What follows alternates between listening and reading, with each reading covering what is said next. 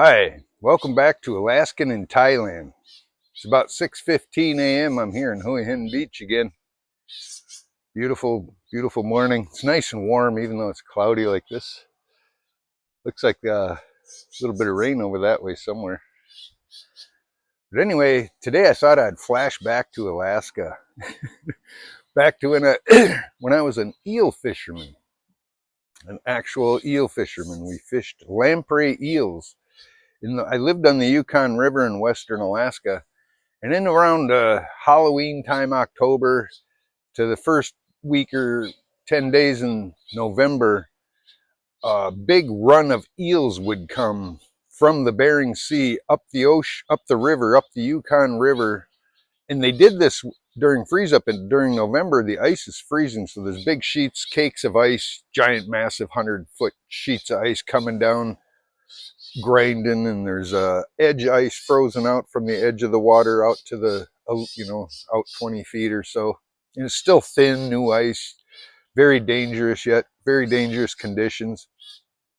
But that's when the eels would come in the fall, and they were prized by the Alaskan Yupik Eskimos where I lived. They ate them. They were really rich and oily. If you ever had the smoked eels at a sushi bar, that's pretty much the same thing. They taste exactly the same. I don't know where they get those, but they taste just like it. They're real high in oil.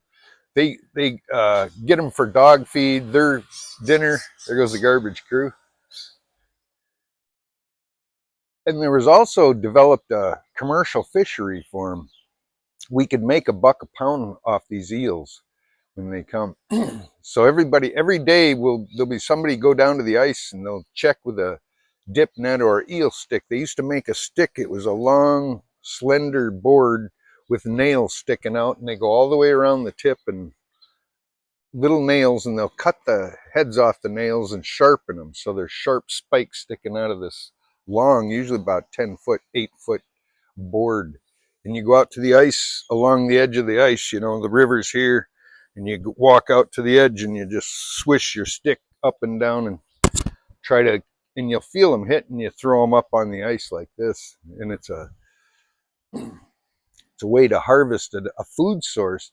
And when it's a commercial fishery, it's extra income right after the fisheries. The salmon are gone and the villages, there's not much work out there. So anything that comes along that you can make a few bucks at, everybody gets involved. You actually needed a permit card to do it, just like a regular fishery. I had one, a freshwater permit. And yeah, they'd buy them for $1 a pound. So every day someone would go down to the ice morning and evening, and they'd check for them eels. And if the eels came, the word would go out on the radio in town, and everybody would drop whatever they're doing. They'd run down and go get them some eels, get a sack of eels anyway. Everybody wanted some anyway. So that's what we do. And it was kind of a amazing sight to behold when you go down to the ice, and all the whole village kids and everybody are down there. But the ice is pretty dangerous, so everybody's got to be careful, and they're all trying to fish these eels, and they're throwing them up, and they run heavy. And if they're in the eels, they're getting pretty thick, and the guys with dip nets are just piling them up on the ice, and they're just crawling like snakes across the ice. It's really creepy looking. And they're sucking to your boots and stuff, and you're standing there with all these snow snakes crawling around you, and you're throwing more out. And they're slowly freezing, sometimes quickly freezing. I mean, just within minutes, sometimes they're just frozen.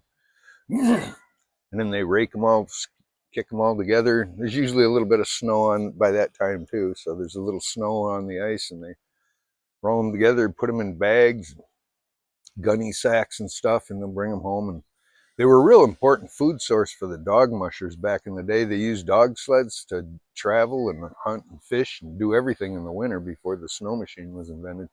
So that was a food source too. So the tradition is still there to go get them, that somebody's always out there checking the eels starting around Halloween time, 31st of October. They'll start, even before that, a few will check. So when the ice conditions are right, and then some years they miss them, and it's kind of a sad deal for them. For some reason, the ice conditions ain't right, and they can't get out there when they're going by or something. But some years we don't hit them. Some years they do. It's can be good money. You know, I did it some years, and at $1 a pound, we could throw, you know, hundreds of pounds up on the ice pretty quick. And so if they were there, you could make money. It was really cold business, man. You know, you're standing out there and you're getting wet. Your ice, everything's freezing. Your eel stick's freezing. Your nets are freezing. You have to bang the ice off your nets, your stick. Even you, if you got any water on your boots or your coveralls, it's frozen. And you got to be careful you don't fall in or bust through, because the ice is real thin at that time of year and the current's still pretty fast. It'll suck you under the ice real quick and you'll be gone. I've had friends that fell through and stuff, and I've kind of busted through a little bit but never went in. But man, that'd be a bad deal. Water's real cold, then you wouldn't get too far. So yeah, there's a big eel harvest fishery. They taste like sardines too if you cook them. Some are just chopped up and fried. Some they're not even gutted or anything. They fry them or bake them like that. I like them baked. And I've jarred them before, cut them in chunks and jarred them. They taste kind of like sardines, like I said, real oily. But yeah, sardine or the lamprey eel runs of Western Alaska. It was quite a sight to behold. I actually made a video of it years ago for my YouTube, and I'll attach a link in the comments there of that video. It'll show you what I'm talking about. Pretty amazing thing. The last year, right before I retired here, this last fall, I was the first person. I lived right on the river, so I had nets and an eel stick and stuff. I could just walk right down to the river easily and check. And this past year, I was the first person down there. Me and my buddy Junior went down, and he does everything with me. And we went down, and I was started off with my dip net, and caught the first eel of the year, and caught a whole bunch right away. And went up, got on the radio and told the town the eels are here. Everybody ran down, and it was a good year for eels that last year. Anyway, yeah, I put sack away for dog food, and then I'll eat some. Everybody bakes some right away, but yeah. And then the money from it, if we could, you know, it was the money. If it was a commercial fishery, was very important too, because it was right after the salmon run, and we haven't made money from the salmon if we did fish that year, and lately we hadn't been. So it was important money to have, and you could sell them. And it was right before the fur season too, so it was kind of in the middle of the seasons where you could make a little extra money if the eels were there. And we always appreciated them being there. And it was a big deal for the town. All the villages on the river would do the same. They would listen for word from us downriver. If we hit eels, they would be out checking extra hard up there. You know, sometimes they'd leave somebody out there. It was so important back in the day. They used to keep someone out there. And then when the eels are hitting, they build big fires and bonfires, and you go warm up by the fire and melt off your eel stick and equipment and stuff and warm up a little bit. Like I say, it was at the really cold part of the year, even though it was only November and just freezing up with the humidity in the air. It just felt so cold. It would just suck the energy right out of your body quickly. It was like, and it wasn't really that cold. They'd get down zeros, you know, or a few above, you know, just a few above. But boy, it was cold business, cold way to make a living. It literally sapped the energy right from you. You couldn't do it very long. You had to trade off your stick or your pole to someone else. But anyway, that was my extra income during the fall before, like I say, after the fishing season was over and before the fur season started. That was kind of a little important food source and income source for me along the Yukon River in Western Alaska. Well, I don't know how that'll do with the algorithm, but anyway, it's a beautiful morning here. I'm going to get ready and go swimming. Oh, someone was asking to see my swimming shirt. Let me show you.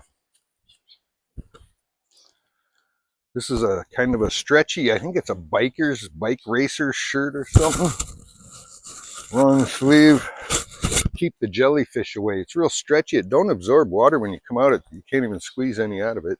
I bought it for $9 downstairs in Market Village.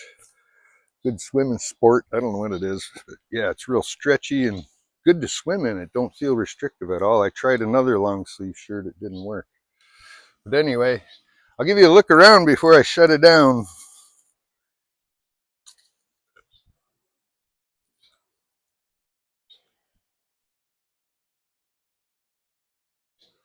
Pretty slow in Thailand these days. They say it's everywhere. pigeons following that monk. He feeds them.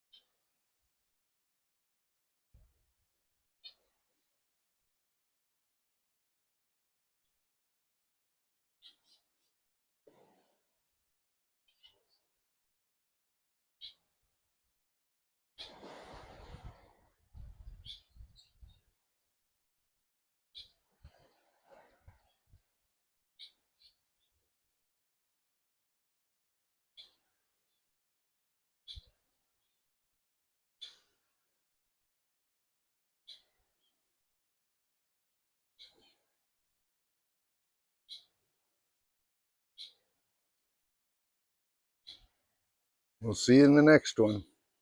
Looks like the pigeons got fed.